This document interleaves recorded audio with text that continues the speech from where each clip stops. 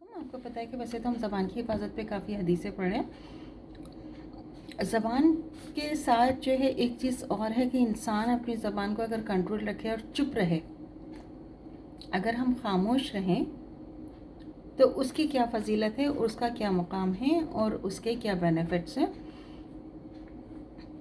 और उसको हमें क्यों अपनी ज़बान को जो है ना इतना कंट्रोल रखे हैं और इतना खामोश हम क्यों रहें, ये बात उस पर थोड़ा सा हम पढ़ लेते हैं। क्योंकि ज़बान के काबू में ना होने के बायस इंसान जो है तरह तरह के गुनाहों में मुब्तला हो जाता है। इसलिए अक्ल व दानिश वाले लोगों ने जहाँ एक तरफ ज़बान की हिफाजत का हुक्म दिया है, वहाँ दूसरी तरफ खामोश की फजीलत भी बयान करती है। ज़ाहिर है कि इंसान जितना कम बोलेगा, गलत बातें कट जाने का इम्कान भी इतना ही कम होगा।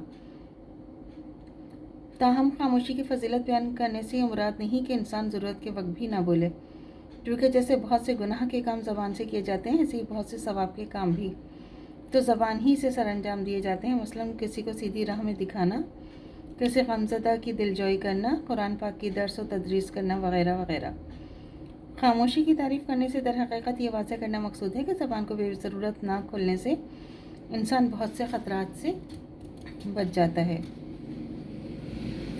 हज़रत अब्दुल्ला रज़ियल्लाहु तआला अन्हा बिन उम्र रज़ियल्लाहु तआला अन्हा बयान करते हैं कि रसूल खुदा सल्लल्लाहु अलैहि वसल्लम ने फरमाया कि जो चुप रहो उसने निजात पाई। सही तिरमिज़ी की हदीस है। इमाम मालिक रहमतुल्लाह अलैह ने बयान करते हैं कि नई खबर पहुंची कि रसूल खुदा सल्लल्लाहु अलैहि वसल्लम की ज़ौजा मोहतरमा हज़रत आयशा रज़ियल्लाहु तआला अन्हा नमाज इशा के बाद अपने पास घर वालों को कहला भेजती कि क्या अब भी आराम नहीं लेने दोगे लिखने वाले फ़रिश्तों को। तो ये मुअत्ता है।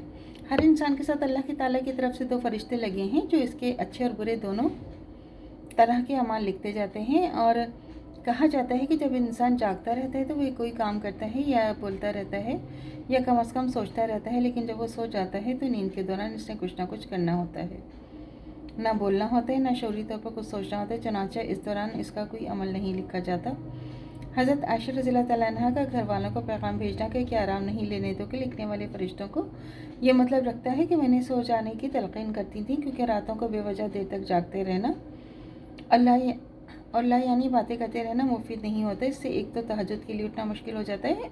अगर तहज्जुद ना पढ़नी हो तो बहुत देर तक जागने वाले कम से कम इस ख़तरे में तो मुब्तला हो ही जाते हैं कि सुबह की नमाज के लिए भी वक्त पर ना उठ सकें।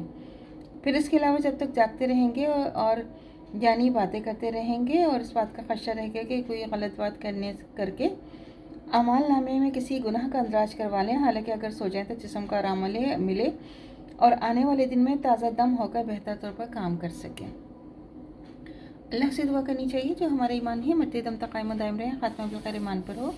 इजाज़त दीजिए। अल्लाह हाफिज़। मेरे चैनल को लाइक कीजिए, शेयर कीजिए, सब्सक्राइब कीजिए। शुक्रिया।